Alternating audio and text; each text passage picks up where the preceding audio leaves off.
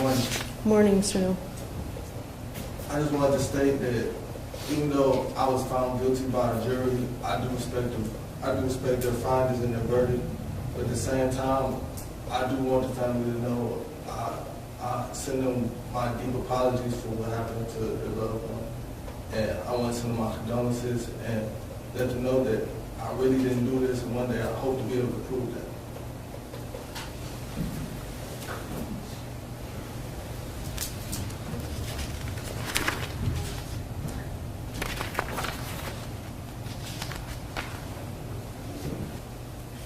Mr. Newell, the 3-year firearm specification in Count 1 aggravated murder and Count 4 kidnapping do not merge for purposes of sentencing and must be served prior to and consecutive to the underlying offenses. You were convicted of Count 1, the aggravated murder of Brianna Fluitt.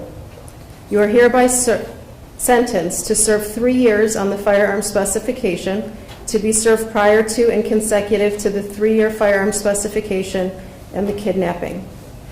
The total of 6 years on the firearm specifications will be served prior to and consecutive to a sentence of life with the possibility of parole after 30 years.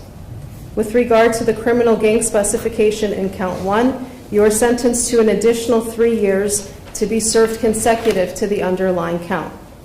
As to Count 4 kidnapping, you are hereby sentenced to 10 years in prison to run consecutive to the sentence in Count 1. Count 8, tampering with evidence with the 1-year firearm specification, you are sentenced to 1 year on the firearm specification and 12 months on the tampering to be served concurrent to the sentence already imposed. Count 9, theft with the 1-year firearm specification. You are sentenced to 12 months to be served concurrent to the 1-year firearm specification and concurrent to the sentence already imposed. Finally, as to Count 10, having weapons while under disability, you are sentenced to 12 months to be served concurrent to the sentence imposed for an aggregate sentence of life with the possibility of parole after 49 years. With regard to any financial sanctions, I have considered your present and future ability to pay and find that you are indigent. There will be no imposition of fines and the court costs are waived. Mr. Newell, you have the right to appeal this matter within 30 days after the filing of the court's sentencing entry. If you're unable to pay for an appeal, you are entitled to have a notice of appeal filed without the payment of a filing fee.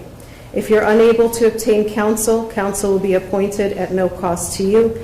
Mr. Newell, do you wish for the court to appoint an appellate attorney in this case? Yes. The court appoints Attorney Jay Schlackett to represent you on your appeal. You will receive credit for time served in the amount